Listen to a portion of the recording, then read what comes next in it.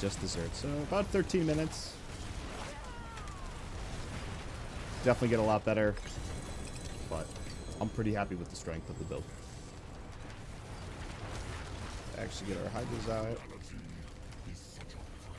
Yeah, it just kind of gets folded. For reference, on Frozen Orb Lightning Spear, fight took me about 2 minutes. So, yeah, this is definitely the strongest build of the season. That way you can farm your way to getting a ton of useless mythics.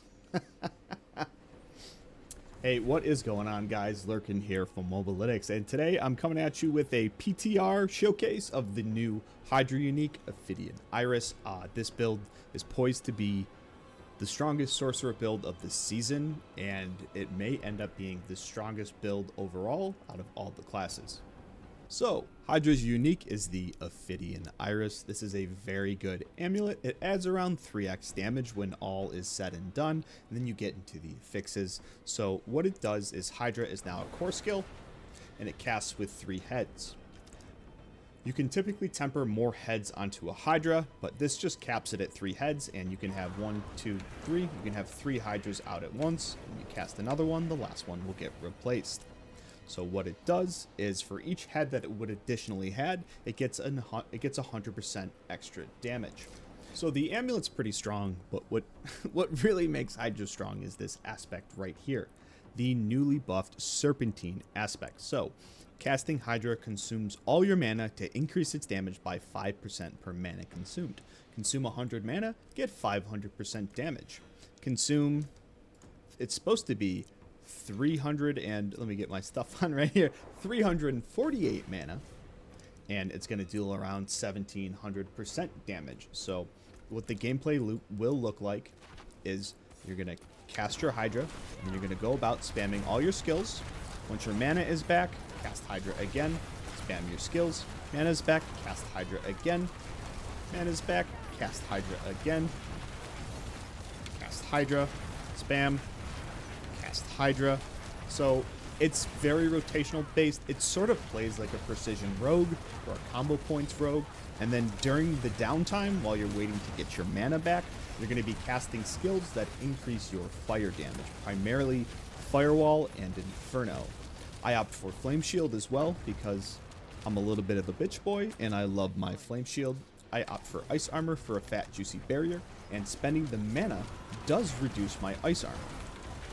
So as you can see, 8 seconds, and if I just like were to spam this, see how my Ice Armor comes back instantly. And then last but not least, I opt for Ice Blades because this build's a little bit hungry for attack speed due to the setup. They call me One Take Nate. We are gonna fucking rip this. So the build is Harlequin Crest for max resource and cooldown reduction.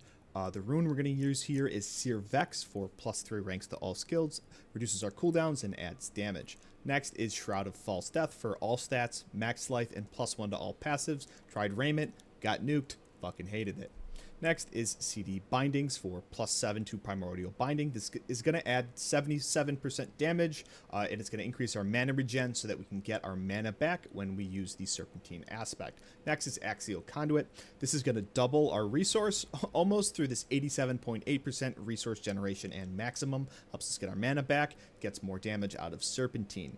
Next is Orange Herald Boots. It's the only slot we can take armor, so we got to run them, but we got to tax Reduced Evade here for our Teleport enchant. Next is Serpentine, 5% damage per mana spent. You're after int, max life, and either vulnerable damage or dot damage. You're going to want to temper the 12 Hydra heads and the Hydra damage. I know you see 3 orange on here, but the only one that matters is the 12 heads, and that's what you would normally get. The rest are just a little bit of additive fluff, and that's just sort of the bugs of the PTR. It really doesn't make a big difference on the build, maybe 5-10% damage.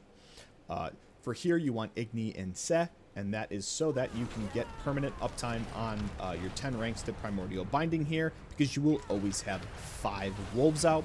It will apply Chill for the Hoarfrost passive, and it will apply Vulnerable. Next is the Ophidian Iris. The Devouring Blaze, the Crit Strike chance mean absolutely nothing on this. I don't know why they put it, but what you're after here is 100% aspect value, so that you can get like a 1700% multi out of this. And then intelligence so that you can scale your int for your burn damage. Nothing else matters on here. Next is Starless Skies. The main reason we run this is purely for the ranks to core, the 50% damage, and the attack speed. Nothing else matters. The resource cost reduction from it is even a non-factor in this build because resource is free for most of the things that you're spending, which is Firewall during Inferno. Next is Talrasha. This is for the 75% damage, the non-fizz, and that fat cooldown reduction roll. Alright, let's do fast skill tree. So, 2 points in Firebolt just to progress. You're going to take Elemental Dominance for more damage now that Hydra is a core skill. And we're going to take Devastation for more mana. Mana is damage because of Serpentine. Shakeout gives us a point in Flame Shield, so we don't need any points there. Then we're going to go for Teleport. We're after this Mystical Teleport so that we can make Crackling for the Convulsions passive for damage. Then we go for Glass Cannon for damage. Then we go for Ice Armor. When we have Vex active, we're going to get like 100% max life barrier. And then to ensure it has permanent uptime, we're going to use Shimmering. When we cast Hydra, it spends resource. It spends a lot of resource, so it's going to reduce the shit out of your Shimmering. Out of your Ice Armor there. Then I go for the Max and Hydra for damage, and we go for the Roaring Node so that we can... It will apply burning damage, and then that's the damage we're going to scale. Then I go for Invoked Ice Blades. I'll have 3 Ice Blades out for 30% attack speed. Very good stuff. If you don't want to run this, you can run Frost Nova for Mystical for 15% damage. And you can also drop Flame Shield for Frost Nova, and to get those points, you could take them out of Devastation. Just 2 points in protection. We have such a large ice armor that we don't need a ton of points in here, as we're going to have permanent uptime on this as our main barrier. And then we go for ranks to Primordial Binding. 10 ranks, 220% summon damage. 10 summons out at 11 ranks, yada yada. Next is Mana Shield. We don't take any points in it, we just simply can't afford it. Next is Inner Flames for 24% damage. Then we go down to Firewall. Firewall is our main caster thing. What we're after is this 25% increase to burn damage. It's going to increase our Hydra damage. We get our triple combo of our Frost passives, damage to Frozen, just damage outright, and damage to Vulnerable. Take the minimum in Inferno because we're so tight on points. Burn builds are notoriously tight on points. And that's because of these passives down here and these right here. But Inferno's great because when it's active, we get 50% more Pyromancy damage. And our Firewall is free to cast, so it doesn't interfere with us casting Hydra at full mana for max damage. It's going to provide a pull, and it's going to make enemies vulnerable. We go for Endless Pyre for more burn damage, and then we path down here to Soulfire for more Pyromancy damage. We get a bit of a bonus if we stand still, and this Warmth isn't too bad for healing. Then we go for Elemental Synergies for more damage, Evocation for CDR, and then unfortunately we have to path all the way down here using 5 points to get 20% damage out of Convulsions. And then last but not least, we have Combustion, which is 100% burn damage. Even though it got nuked to the ground, it's still the best fucking passive that we have because it's an unconditional 2x damage multiplier. There's no rigmarole, there's no conditionality, and there's no fucking stacking it up. It's just there, always. It's a great passive. Okay. Paragon. Starter gets Tactician. Rare Node Booster, 15% damage, another 10% damage. We go into Burning Instinct. This is 90% damage. And then it brings us into Flame Feeder, which has additive, 10%, and another 10% damage. Then we go into Enchantment Master. This makes us make more familiars, and it makes us teleport more often with our Evade Teleport. It also increases our damage sort of like twofold. We get 40% fire damage, and then it also increases our fire damage bonus, which when we use with our Infusion increases our additive. So a little bit of a double dip going on here. But we go for Elementalist. It's a rare node booster. We get 15% damage out of it, and then another 10% damage. Next, we go into Fundamental Release. We get an easy 50% damage just for burning enemies. This is a very good board. It has great rare and magic nodes. We're going after Torch here. Torch is a lot of burning damage. It's also a 25% multi when we're mobbing, because when we're surrounded by burning enemies, we get a lot of damage, and then it's just a 10% damage multi. Last but not least, I go into Frigid Fate for just 60% damage to vulnerable enemies. Because of the Spirit Wolves and the Inferno, everything's vulnerable. This will always be active. And then here is where I take Pyromaniac. It's a rare node booster, and we're going to get 18% damage just for casting Pyromancy skills, and then we're going to get another 10% fire damage. So our spellcraft powers, first off, I use Anomaly, mainly because it has a pretty low cooldown. I'm just using it for the effects that it will apply. It doesn't really deal all that much damage, but I have it equipped onto my firewall so that I can really control where I cast it. But for our Infusion, we're using Smoldering Ember. This does some damage, but what we're after here is, while equipped, your fire damage bonus is equal to that of your highest damage type bonus. So as you can see, we have 1611% damage with fire, but we only have 822% additive. A lot of fire damage X and non-phys X damage inflate this bonus. Typically the damage formula will only use this 822, but because of this Infusion, we're able to gain access to the full 1611%. It's like a little pseudo mini enlightenment. So it's very good. Gives us essentially an extra 1000 additive, which can equate to about 33% damage. So then we go into Fractured Core. So when I activate my Catalyst, it's going to get rid of the DR Aura Champion, the little symbol above his head, so that he's no longer buffing up all the mobs. And then also when I activate it, I get Unstoppable for 5 seconds. And then when I activate it as well, there's a chance that it's going to consume all the dot damage that I've applied and get it to hit them in one go. So Siphoning Gizmo is a bit of a flex. You can experiment here with Bloody Charm for an execute and for attack speed, and you can also experiment with Potent Alloy to get rid of those pesky barrier champs. And then this is sort of what it looks like when it goes off. So you have these 5 anomalies around you. I'm going to cast Firewall. They're going to implode. It'll make me unstoppable for 5 seconds, and it'll get rid of the barrier.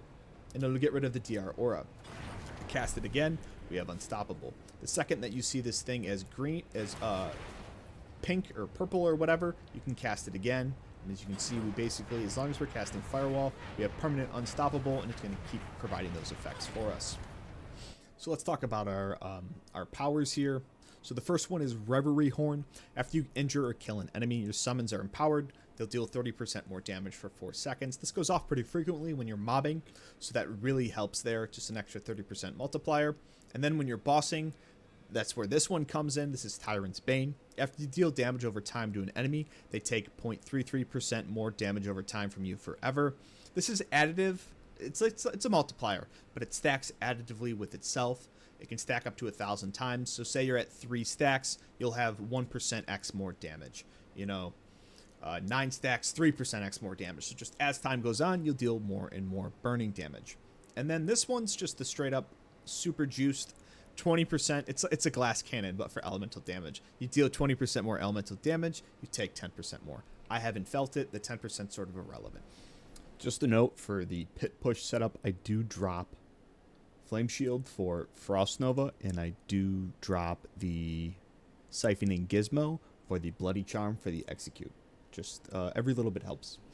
Alright, so I'm going to take this build through T80 just to give you a sense of how it plays and not bore you to death with a 12-minute video. So you cast Hydra when it's at full resource, and then you Firewall Inferno and Evade while you're waiting for your resource to get back. You want 3 Hydras up at all times, so ideally like every 3.3 seconds you're going to be casting Hydra again. So like Hydra, Firewall Inferno, Evade, Firewall Inferno, Evade, Hydra again, Firewall Inferno, Evade, Hydra, Firewall Inferno, yada yada. Start to see the loot. It's you cast Hydra once and you're free to go for about 3 seconds. You're gonna want to get your mana back in that time, and then you cast Hydra again. I've tried this build with Raymond and I died and I didn't like it. So we are back on Shroud. But in higher tier pits, you'll find yourself sitting on top of enemies for a while, and in this setup you can really just tank the life out of them, so it's kind of great. But thanks to Teleport Enchant, we have pretty good uptime on Inferno through our Flicker Step evades, not Flicker Step, for our Orange Herald teleports. Teleport procs Orange Herald aspect a lot. It really helps reduce the cooldown of our Inferno. This build, you'll really notice it when it's like really dense and you have enemies grouped. But like in farming content, you won't have the best uptime of it. That's just sort of how it goes with lucky hit stuff.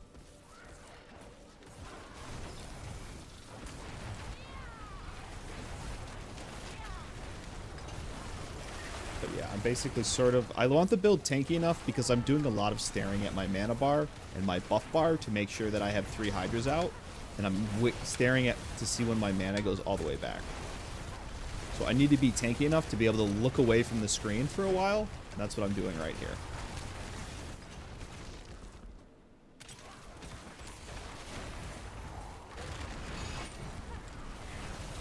Hydra. But it's really annoying. I have to like let go of all my keys and press Hydra, and right there I pressed it and it like didn't go off the first time. There's some very serious delay with Hydra. It feels like how familiars feel to cast, and quite frankly I don't like it. But this is going to be the strongest build for next season, so get fucking used to it. Sorry boys.